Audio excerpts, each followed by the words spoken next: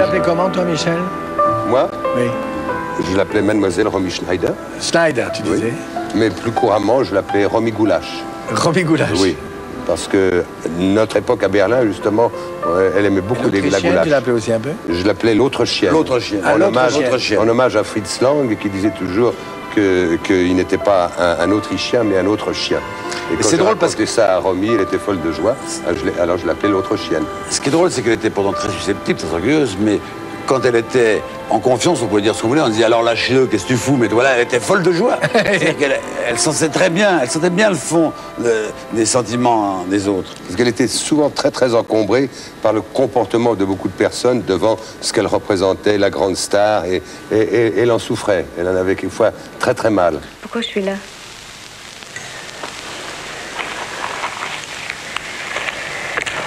Hein? Pourquoi je suis là? Parce que je m'ennuie quand je suis tout seul. Ça très bien cher, ton ennui. La présence d'une jolie femme n'a pas de prix. Je m'en fous après tout.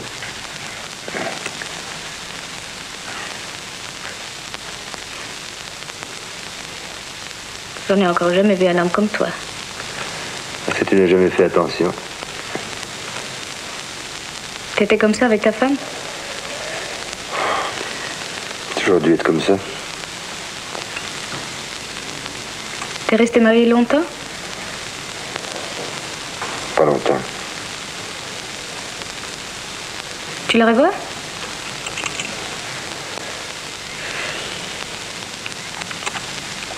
Ça t'ennuie que je parle de tout ça? Je dis que je vois pas l'intérêt.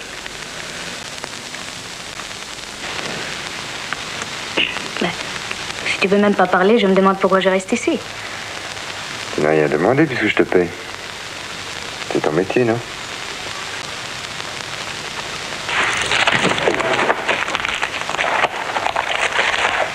Tu es un sale type, voilà ce que tu es. Quoi? C'est vrai? Ton métier? Ce n'est pas mon métier de regarder un piquet réparer sa pendule ou faire des photos d'imbéciles. Mon métier, il vaut le tien. Surtout comme tu dois le faire, toujours à regarder les gens par en dessous. Je suis peut-être une putain, mais pas pour n'importe qui. Ton argent, tu n'auras qu'à le donner à d'autres. Moi, c'est la dernière fois.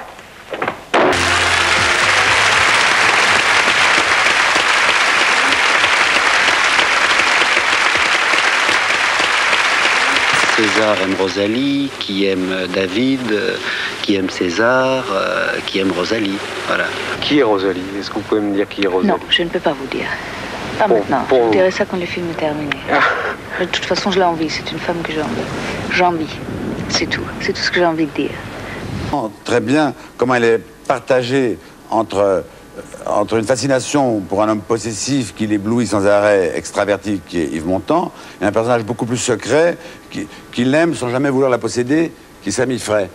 Et il y a une scène dans le début, quand il y a le mariage de sa mère, je crois, qui est tout à fait représentative, enfin qui commence quand Montand chante un concerto de Bach. Faut doubler.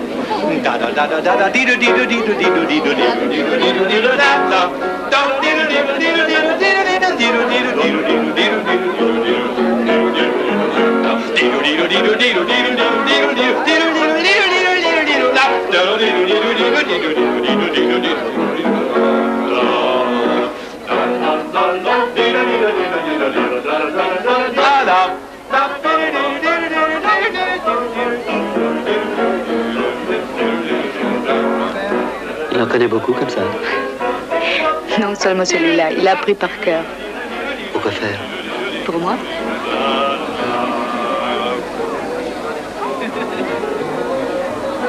Tu es marié? Tu as des enfants? Non. J'ai rien du tout. On travaille. Oui, je sais. Tu es connu, il paraît. Tu me connais, toi? Plus maintenant.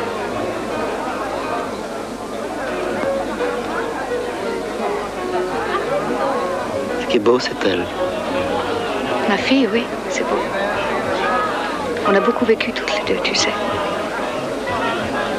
Rosa, tu raccompagnes ta petite là, Oui. 6 heures. Je ne voudrais pas vous déranger. Non, pas du tout. Emmène-moi les clés de Jérôme, je ne sais pas conduire l'autre.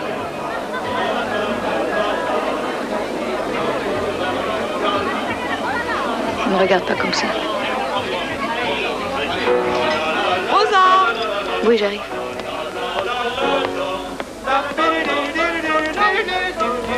On arrivait sur un plateau, il ne se passait rien d'extraordinaire.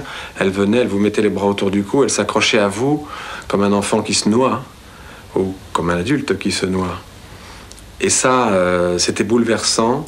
Et ce qu'il y avait de bouleversant avec Romy, c'est qu'à certains moments, on ne comprenait pas. Je pense que tous les spectateurs que nous étions aussi, même ceux qui travaillions avec elle et pour elle, nous étions tous des gens qui, à certains moments, avions les larmes aux yeux sans comprendre sur le moment pourquoi. Comme les enfants vous font ça. Elle était une enfant aussi par ses caprices. Elle était une enfant totalement par son sourire.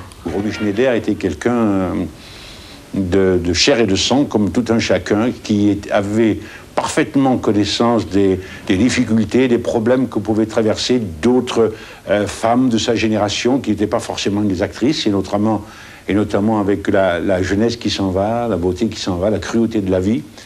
Mais elle avait par-dessus tout ce besoin tonique, cette volonté farouche, qui est le mot correct, de participer et de donner le meilleur d'elle-même en toutes circonstances, et en particulier dans tous les films qu'elle a faits.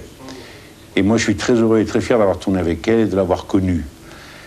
Mais encore une fois, je vous dirais que c'est quelqu'un de bouleversant et de très bien, mais elle avait aussi ses travers parfois très insupportables, comme peuvent les avoir toutes les personnes qui font l'artisanat que nous pratiquons. Et qu'il faut être patient dans ces cas-là, mais ça n'a pas empêché des réactions parfois extrêmement violentes. Mais écoute, tu nous ennuies, mais tais-toi, c'est pas possible, mais ça va très bien, mais non, ton nez ne brille pas, tu es belle, tu es superbe, allons-y, tournons maintenant. Voilà. Et elle sait très bien. Et d'abord, elle se cabrait, puis ensuite, elle souriait. Et quand elle souriait, c'était vraiment quelque chose de tendre, de personnel qu'elle communiquait et qu'elle donnait, comme elle le donnait sur scène.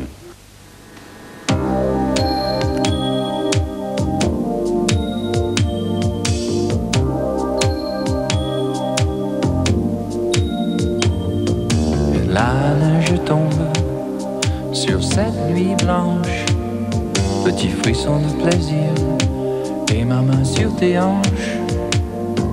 Je caresse ta peau, aussi douce que l'argile. Tes lèvres sont si chaudes et les minutes fragiles. Aime-moi, aime-moi, aime-moi encore. Aime-moi, aime-moi encore au moins. Jusqu'à l'aurore, jusqu'au petit matin. Aime-moi encore au moins.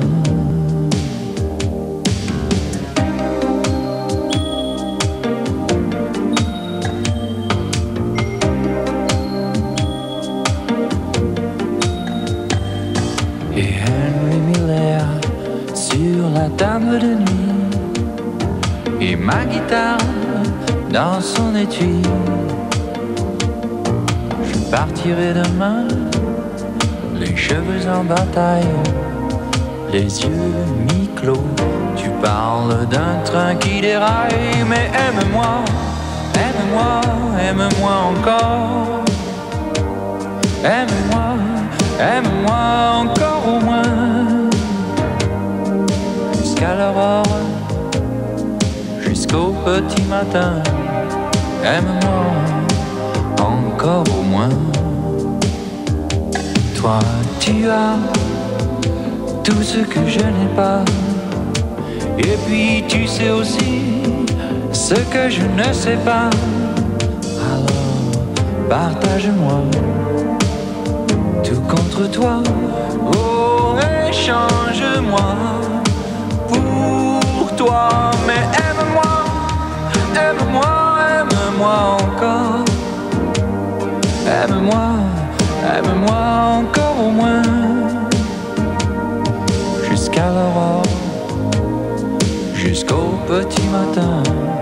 Aime-moi encore au moins.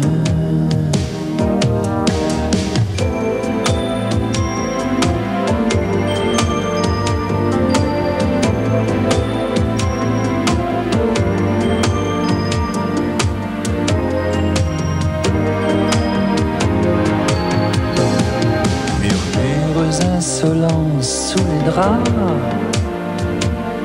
et la main dans la main sur ce grand lit bancal.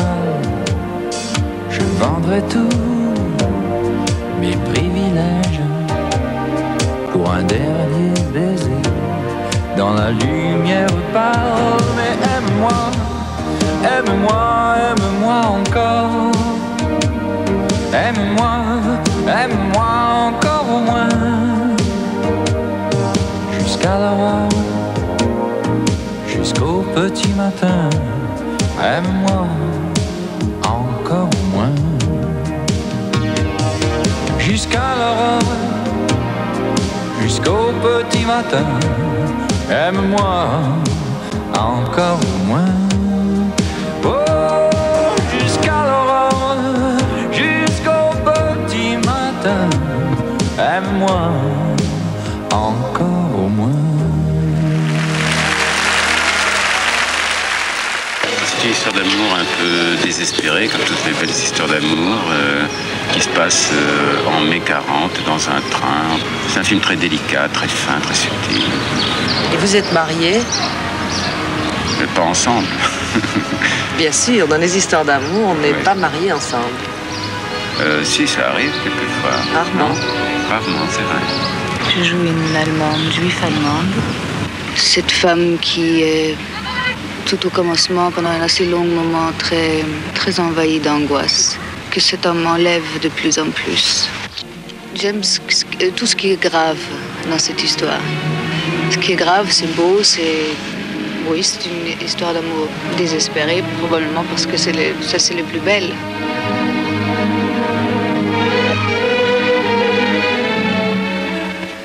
On voit tout de suite la différence entre un Jean-Louis Trintignant un petit peu ironique et une Romy que j'aimais bien, toujours grave. Elle aimait bien aborder les choses d'une manière grave.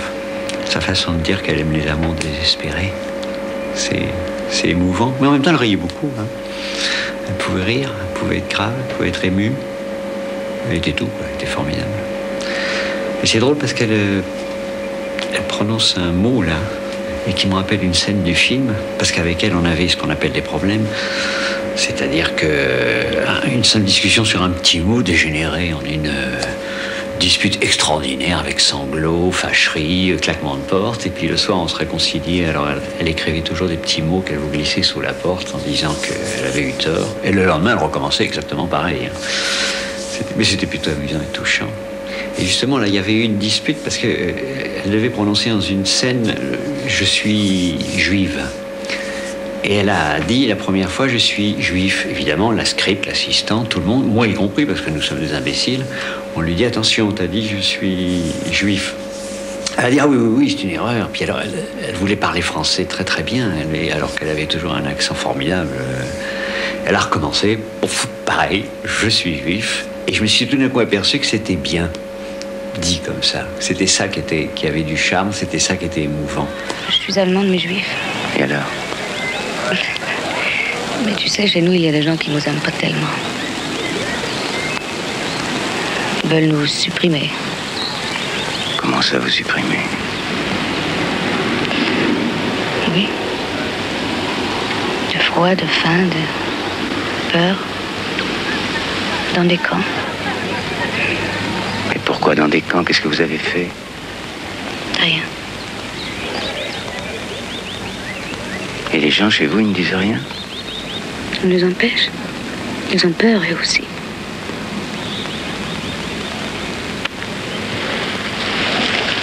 C'est quand même un peu énorme, non? Oui.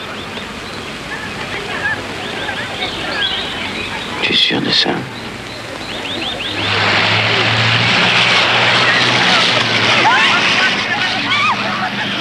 Enfin, elle va nous apprendre qu'elle est toujours une grande comédienne.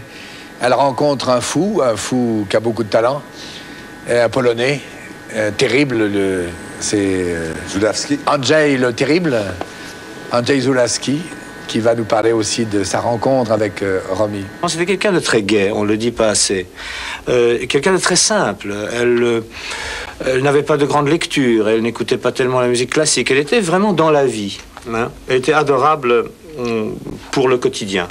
D'un autre côté, comme on l'a dit si souvent, c'était vraiment quelqu'un de, comment dire, un oiseau blessé, c'est-à-dire quelqu'un qui n'avait aucun talent pour la vie privée. Tout son talent passait à l'écran. Alors, il n'y avait pas de mise en condition. Je vous dirais simplement que j'avais à l'époque un 2 pièces rue de Tournon et Romy avait un sublime hôtel particulier dans le 16e. Eh bien, elle préférait camper sur le canapé quand ma femme et mon enfant étaient là, parce qu'elle était en famille, que de rester seule là-bas. Et ça la qualifie assez bien. De l'autre côté, Romy avait joué des rôles jusqu'à mon film. Elle était plutôt, disons, une star bourgeoise, je ne sais pas comment appeler ça. Elle était toujours pouponnée, délicieuse, charmante. Et elle avait accepté dans ce film de jouer crue, de jouer à nu, de jouer une femme torturée, une femme sans maquillage pratiquement.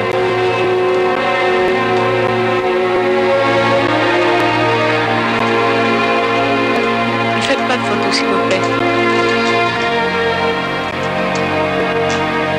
Non, je suis une comédienne, vous savez, je sais faire des trucs bien. Ça ici, je le fais pour bouffer. C'est tout, alors ne faites pas de photos. C'est celui-là. S'il vous plaît. Coupez. Ne faites pas de photos. Vous savez, Romy avait une nature, un tempérament de vraie actrice, ce qui veut dire que moi, qui ai la réputation plutôt de pousser les gens un petit peu, là, il fallait surtout essayer au contraire de tamiser, de contrôler les forces. Elle en avait beaucoup de force. Jacques.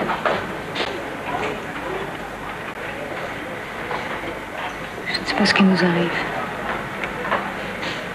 Je ne sais plus. Je suis toujours là. J'attends.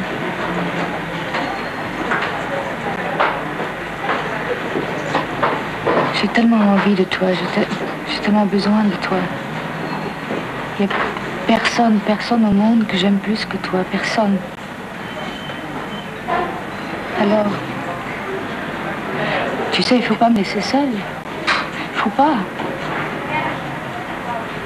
Je peux pas rester seule. Tu es où? Où? Ici? Où? Je sais pas où tu es. Je peux te donner beaucoup encore, tout. Mais je ne veux pas que... Je ne veux pas sentir que la vie, c'est ailleurs. Je peux pas. Je vais tout faire pour toi. Tout. Tout sauf... Sauf quoi? Vivre. Je peux te dire que je t'aime.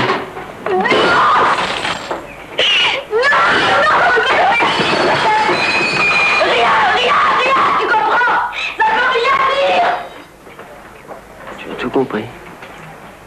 Tu as tout compris. C'est tout? Comment c'est tout? Bien des femmes s'en contenteraient, surtout au Yémen. Que les dieux sèment des roses sur ton passage. L'important, c'est d'aimer. Romy Schneider. Romy Schneider.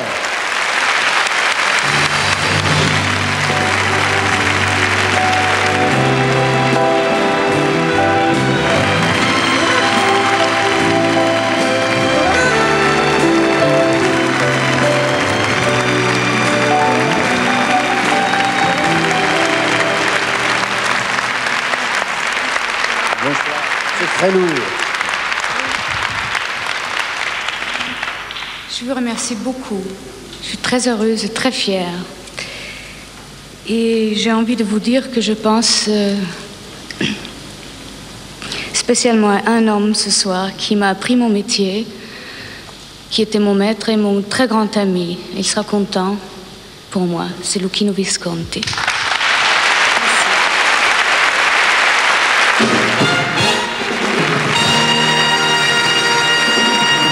Romy a le César, mais surtout elle va avoir une merveilleuse petite fille avec son nouveau mari, Daniel Biasini. Ce qui l'avait profondément touché dans cette récompense, c'est en fait la reconnaissance par les professionnels du cinéma à attribuer leur premier César à une actrice étrangère. La moelle épinière de la vie de Romy, c'était la famille. Et une fois cette structure fondamentalement assise et acquise, et bien sûr désencombrée d'un tournage, moi c'est une Romy rieuse et amusante et gaie et enjouée et détendue que je garde avec moi et que je veux faire partager à Sarah.